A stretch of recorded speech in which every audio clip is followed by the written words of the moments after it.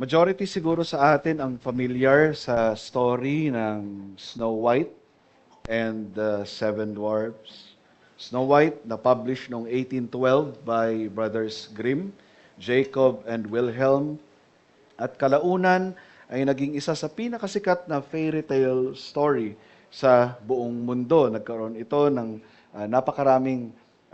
maraming adaptations mula sa animated hanggang sa live action, yung pinaka-recent. Isa sa pinaka-iconic na eksena sa kwento na ito is yung Queen Stepmother of Snow White na tinatawag din sa story na Evil Queen.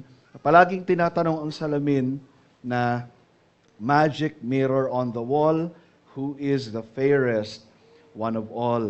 And then the mirror replied, famed is thy beauty, majesty, but hold, a lovely maid I see. Rags cannot hide her gentle grace.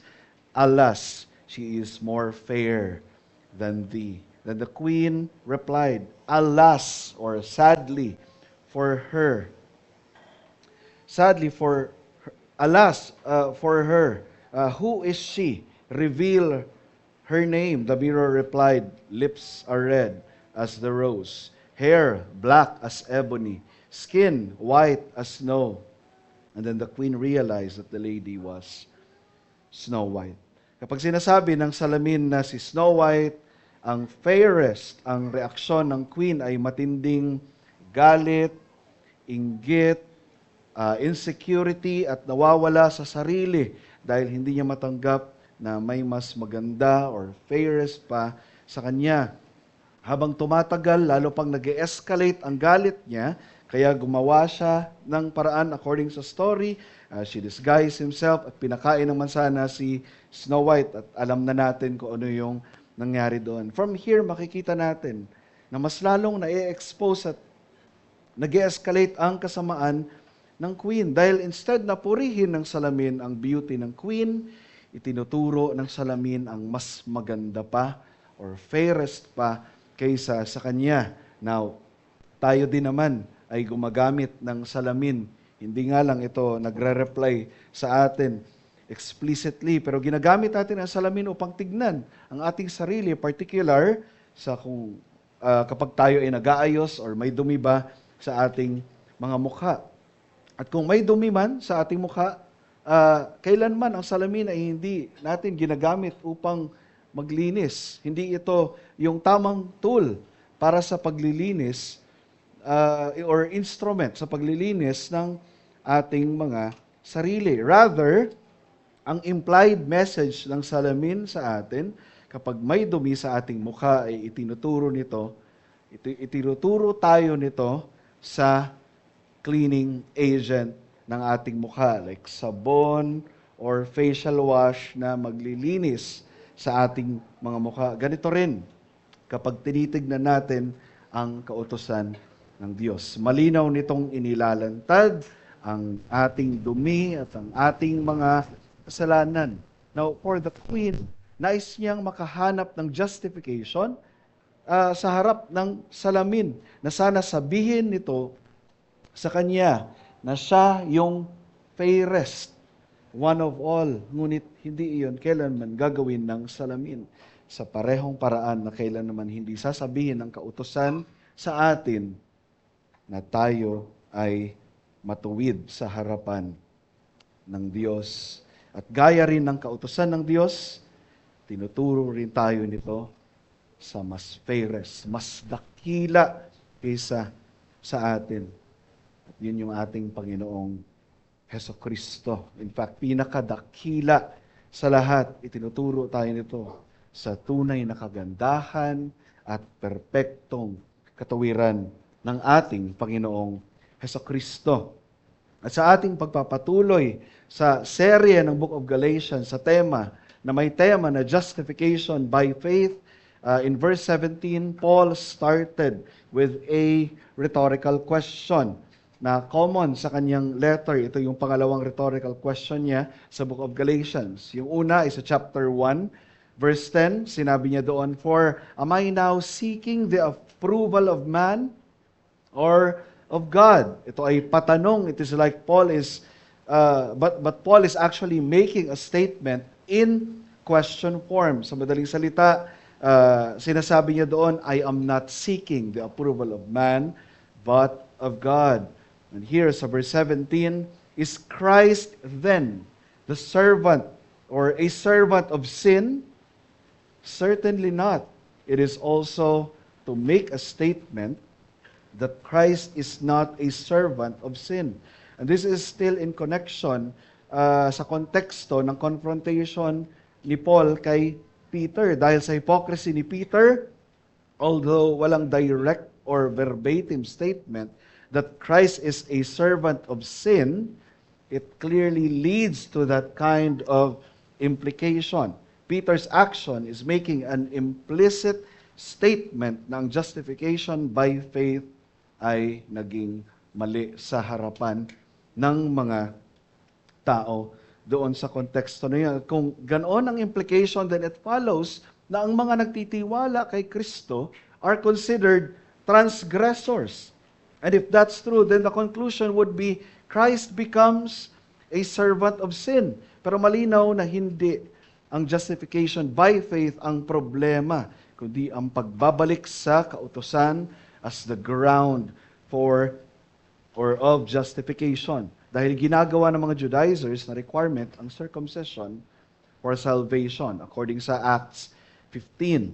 And if that's the case, then justification by faith alone would be the false gospel. Would be the false gospel. Kaya mabigat ang warning ni Paul.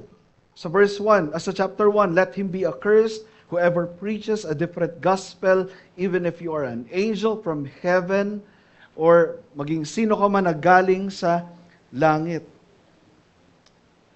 And also, therefore, regardless kung anong opinion ng mga tao sa gospel, the gospel will remain true no matter what. Mag-attempt man sila na dungisan o dagdagan o bawasan, the gospel will always remain true and powerful. For the circumcision party, maaari na ang maging tingin nila sa justification by faith is transgression to the law. But for Paul, no. It's the other way around. And while Peter did not preach another gospel explicitly, ang sabi niya sa verse 14, sabi ni Paul sa verse 14, his conduct was not in step with the truth of the gospel. Meaning, his action denies the reality of the gospel they proclaim at yung kanilang ipinamumuhay. So, ang purpose, ang layunin ng mensahe ng ating umaga ngayong umagang ito ay upang maunawaan ng malinaw kung gaano ka-absurd ang idea ng law-based justification at ma-realize na ang tanging solusyon sa absurdity na ito ay ang kaluwalhatian ni Kristo sa Christ-based justification by faith na siyang tumatawag sa atin na talikuran ang sarili nating katuwiran at mamuhay sa pananampalataya kay Kristo. And so for our sermon message this morning, ang justification na nakabatay sa pagsunod sa kautusan ay humahantong sa kahangalan. Ngunit ang justification na nakabatay kay Kristo ay naghahayag ng kaluwalhatian ng Diyos sa kaligtasan. Kaya kinakailangan tayo'y mamatay sa kautusan upang tayo'y mabuhay para sa Diyos. At ang buhay na ating tinatahak ngayon ay ating ipinamumuhay para sa Diyos sapagkat si Kristo ay nabubuhay para sa atin. Sa Ingles, law-based justification leads to absurdity, but Christ-based justification reveals the glory of God in salvation. Therefore, there is a necessity to die to the law so that we might live to God. And the life we now live, we live for God because Christ lives in us. Meron lamang tayong 2 punto para sa mensahe natin ngayong umaga. Para sa unang punto, the absurdity of law-based justification. At yung pangalawa is the glory of Christ-based justification. Now, for the sake of context, balikan lamang natin yung Verse 16, Yet we know that a person is not justified by works of the law, but through faith in Jesus Christ. So we also have believed in Christ Jesus in order to be justified by faith in Christ. And not only by the works of the law, because by works of the law no one will be justified. This is the first explicit and formal articulation of justification by faith in the book of Galatians. It's like Paul is telling the Galatian church that this is what I told Peter noong kinonfront ko siya. Take note, ito pa rin ay content noong pakikipag-usap ni Paul kay Peter noong si Peter ay nakita ni Paul not in step with the gospel. So we are dealing now with the content of it. So it's like Paul is telling to the church in Galatia that this is what I told Peter noong kinonfront ko siya. Binalikan lamang namin yung bagay na alam na namin pareho. At ang kasunod nito ay yung mga absurd implications if justification were law-based, self-earned. Una, if righteousness were through law-keeping, then Christ is a servant of sin. Dahil sa ideyang law-based justification para sa mga Judaizers, sa paningin nila, absurd ang justification by faith. Kasi inaabandon mo daw ang law at pumupunta ka kay Kristo for your justification. Kaya ang implication ng kanilang theology ay kung sa paghahanap natin ng justification kay Kristo, ay tinatawag tayong transgressors dahil iniwan natin ang kautusan, lumalabas na si Kristo ang nagdadala sa atin sa kasalanan. And both Peter and Paul know that this is not the case. Hindi ito yung totoo. Rather, si Kristo ang nagdadala sa kanila sa tunay na katuwiran. Dahil tanging si Kristo lang ang nakaabot at nakatupad sa pamantayan ng Diyos. Pangalawa, if righteousness were through law-keeping, then we are rebuilding what has already been torn down. Ang justification ay never naman talagang naging through works of the law. It has always been by faith. Mababasa natin yun sa Hebrews 11.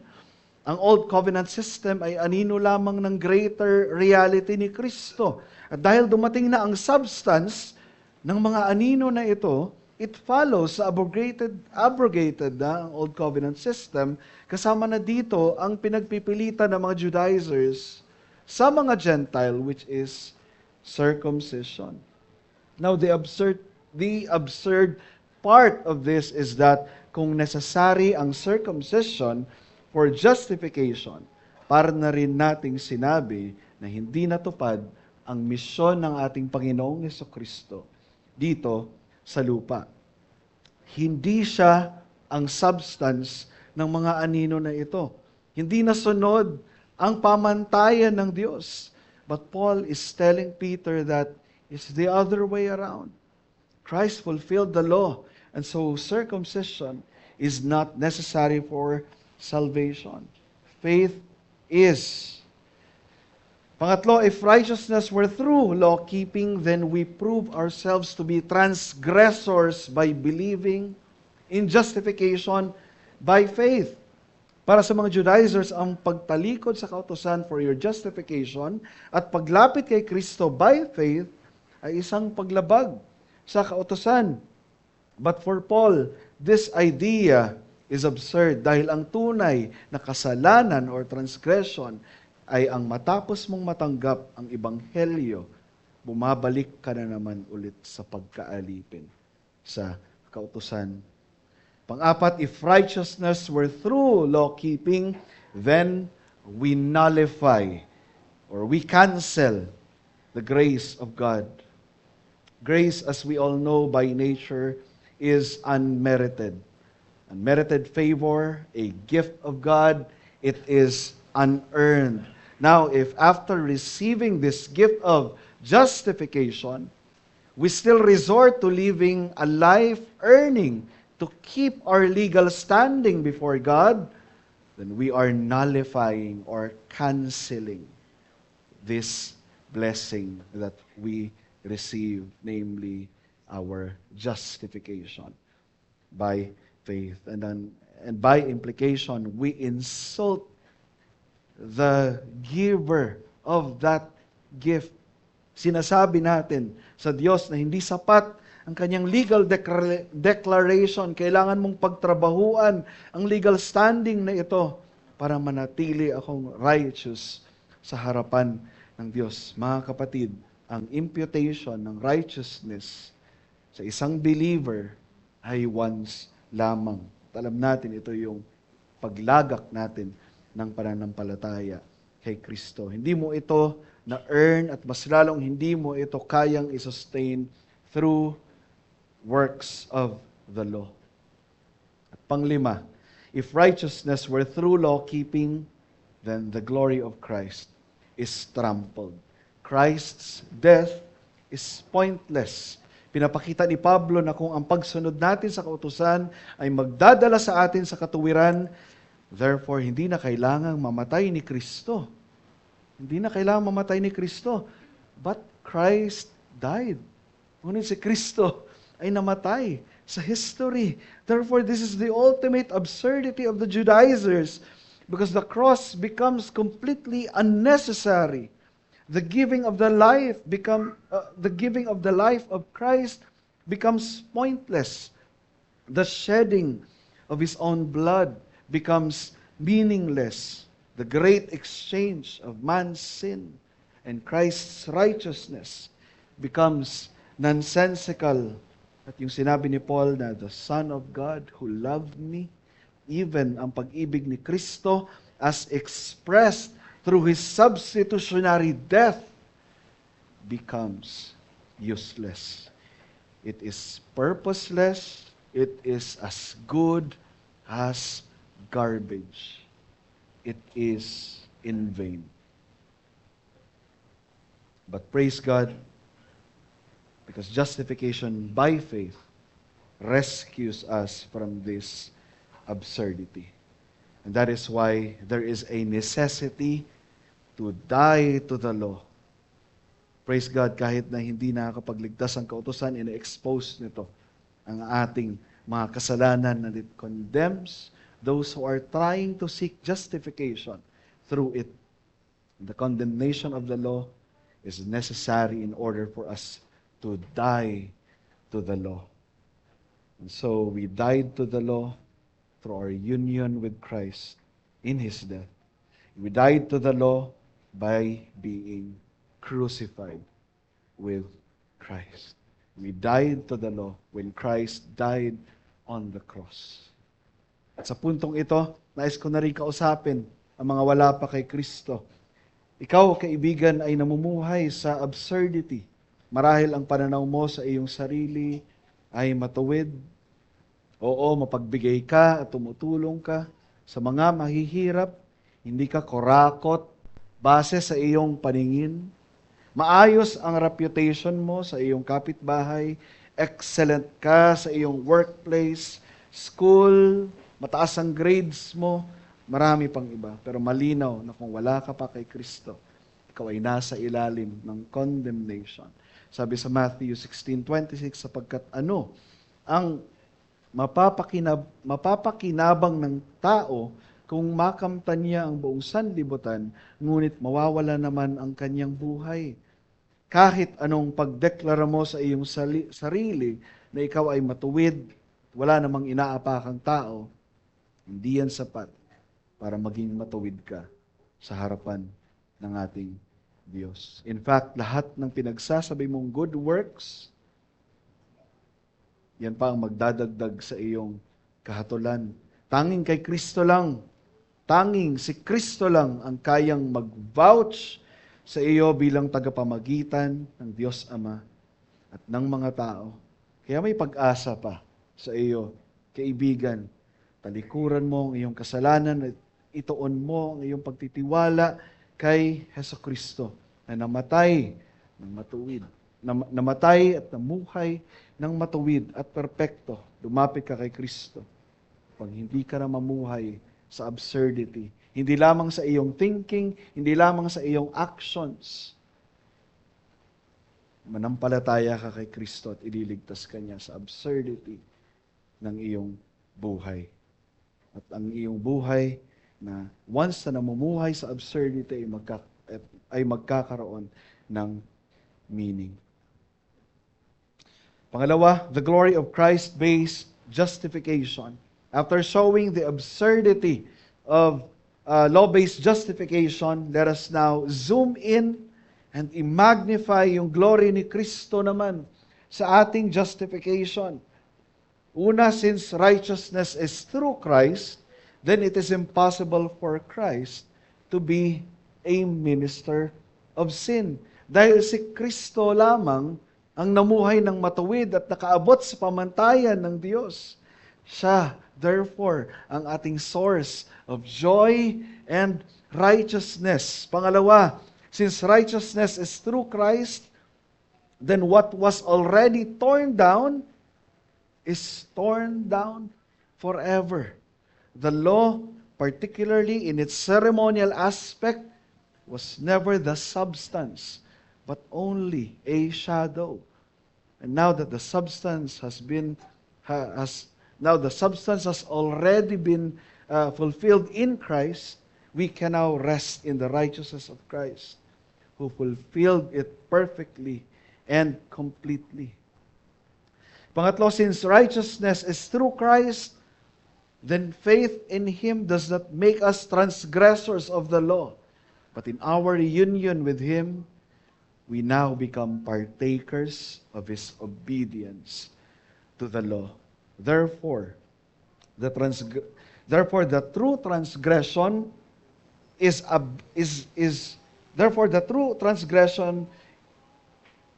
abandoning Christ after mong marinig ang Ebanghelyo at bumabalik ka sa works of the law. And since righteousness is through Christ, then the grace of God is magnified in its full glory. Because grace excludes all kinds of merit. Kaya ayaw ng mga Judaizers to because inaalis nito ang anumang self-righteousness na meron sa tao. And if you have circumcision plus faith, then meron kang maipagmamayabang. And this is why the Christian worldview is the cut above the rest sa ibang mga religions and philosophies of this world. Tanging sa Christian worldview lamang matatagpuan ang idea na we are only saved by the grace of God. Tanging sa Christian worldview lang makikita at unique itong idea na ito at wala ito sa kahit anong religion or philosophy sa mundong ito. Panglima, since righteousness is through Christ, then the death of Christ is absolutely necessary, perfectly sufficient, and eternally glorious. The giving of His own life is the most precious gift and the ground of our salvation. The shedding of His own blood is the decisive and triumphant means of our redemption. The great exchange of man's sin and Christ's righteousness is the very heart of the gospel. Not only that, sabi ni Pablo, ulitin natin, the Son of God who loved me. Hindi na ito absurd. Ibig sabihin, ang pag-ibig ni Kristo na in-express niya sa kanyang substitutionary death ay mas nagiging personal and unfailing and accomplish all that it intends to accomplish. And therefore, hindi ito absurd, hindi garbage, but the greatest treasure we can now keep. We can now behold, we can now cherish and consume day by day. It is the foundation of our salvation and the fullest display of the glory of God. At sa pagkakataong ito, makikita natin that we not only die to the law, but we are also raised with Christ sa ating union. Sa ating union kay Kristo, hindi lang natin sineselebrate yung union natin sa pagkamatay natin doon sa law when Christ died. We also celebrate. We also celebrate Christ's resurrection and us being raised from the dead. Because if Christ only died but not resurrected, sabi ni Paul, we are still in our sin. At gaya ni Pablo, we can now say, the life we now live, we live for Christ because Christ Himself lives in us through the Holy Spirit. And the life we now live in the flesh, we live by faith in the Son of God, who loved me and gave Himself for me.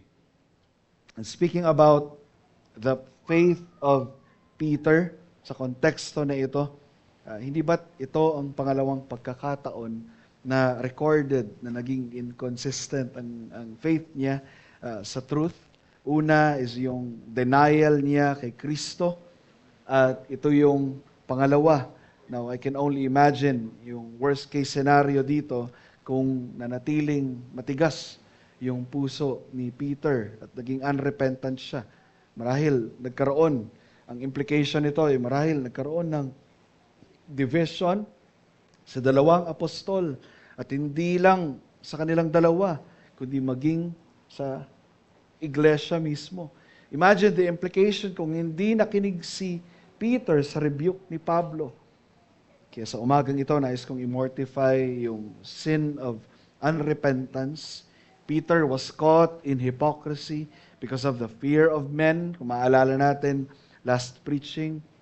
At kung ikaw ay unrepentant, hindi mo lamang ini-ignore ang correction, nagiging dismissive at defensive ka na at tinatalikuran mo ang katotohanan na ito. Worse, tinatalikuran mo ng tuluyan ang ating Panginoong Hesukristo at nire-reject mo na ang opportunity to be restored and to be forgiven. Unti-unti ka nang nawawalan ng panlasa sa daily mercies and forgiveness ng Diyos sa iyo. Your heart will be hardened because the very gospel of repentance that you proclaim and preach to people, you are now going against, and you are now trying to destroy because of your unrepentant attitude towards your brother. And so mga kapatid, naway ngayong umaga patayin natin ang sin of unrepentance sa ating mga puso and start cultivating a repentant heart that is willing to listen to the rebuke of our brothers, knowing na ang iyong unrepentant heart ay isang absurd na attitude, and knowing also that a repentant heart is a fruit of saving faith. At para naman sa ating gospel cure, nais kong balikan ang sinabi ni Kristo kay Peter. Noong unang naging inconsistent siya sa kanyang pananampalataya, sabi ni Kristo, before pa man i-deny siya ni Peter, mababasa natin ito sa Luke 22 verse 32. I have pleaded in prayer for you, Simon, that your faith should not fail. At hindi lang ito ang prayer ni Christ. Let's continue reading. So when you have repented and turned to me again, strengthen your brothers. Ang ganda nito mga kapatid dahil pinapakita dito ang reality that Christ is interceding, praying for Peter, for our gospel cure to the sin of unrepentance is the intercessory work of Christ. The cure to the unrepentant heart is knowing that Christ is interceding for us. Kaya makakaasa tayo na sa tuwing tayo ay nahuhulog sa ating kasalanan, si Kristo ay nananalangin para sa atin. The reason why Peter repented and got back on his feet to strengthen his brothers is because Christ is praying for him. The reason why Peter did not remain hardened when Paul confronted him in his sin is because Christ is praying for him. This is very comforting sa atin, mga kapatid, dahil ang prayer ni Kristo ay effectual at dinidinig ng kanyang Ama dahil ang kanyang dugo ang naging kabayaran ng kasalanan ni Peter. At kung sino ang kanyang ipinapanalangin, sila ay kanyang iniingatan, pinapanumbalik at pinapanatili hanggang wakas.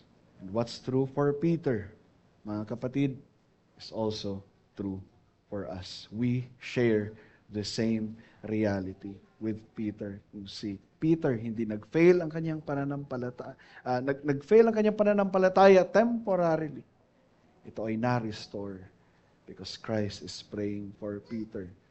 The same is true sa atin, sa mga setbacks natin. Pag tayo ay nahuhulog, nagkakos ito sa atin ng anxiety, nire-remind tayo ng kasalanan na ito na hindi ka na makakapanumbalik kay Kristo.